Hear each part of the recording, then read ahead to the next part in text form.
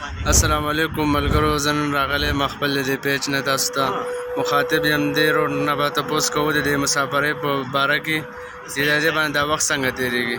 بھیجانه وایه تا باندې دا وخت څنګه تېرېږي، دا مسافري در باندې څنګه تېرېږي، څنګه رالې، څه حساب کتاب دی ویلی شي که نه ته؟ دې مونږ خو ډېر په خوشحالۍ رالو، خو چې دلته له کار ولګه که او بس دې ته چې مونږ وکتل نو زړه مې داسې ټوټې ټوټې شو.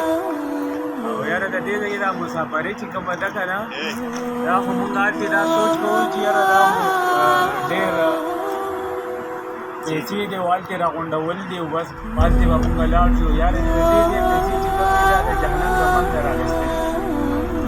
آفرین، بالکل زبردست. نور پکې څه ویلی شي؟ نور ته تاسو څه وایئ چې د هغې جواب به درته ښه دا روزه شپه در باندې څنګه تېرېږي، کله علاقه درته یادېږي نه یادېږي، څه حساب کتاب دی؟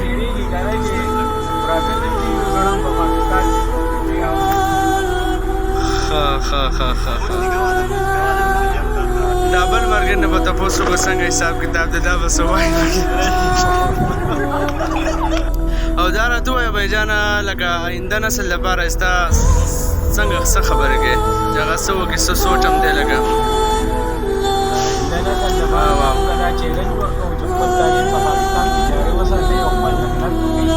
د سعودي عرب نه چې په خوله ونه کړئ، بس حج او عمرې له راځئ د ثواب دپاره، د مزدورۍ دپاره چې د سعودي عرب نوم په خولې باندې واخلئ.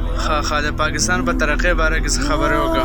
د پاکستان ترقي به داسې وي، داخله راځي یو راځي او بل کې ځي. اورې مونږ د چا سپورټ نه شو کولی، دا غواړو د دې مسکینانو دلته وګټي او هلته بس د بچو دپاره ولېږي په یوه ورځ باندې بس هغه په یو دغه باندې په بازار کې پاتې شي. بالکل مننه. هسې مولانا صاحب په باره کې د څه خبرې؟ د مولانا صاحب ته خو یاره مونږ دغه نه شو ویلی. مولانا پسې لکه په تاسو پسې ویلی چې په مخ باندې مسؤلیت دی، یاره په تاسو پسې مونږ دغه نه شو داسې بله خبره نه شو کولی.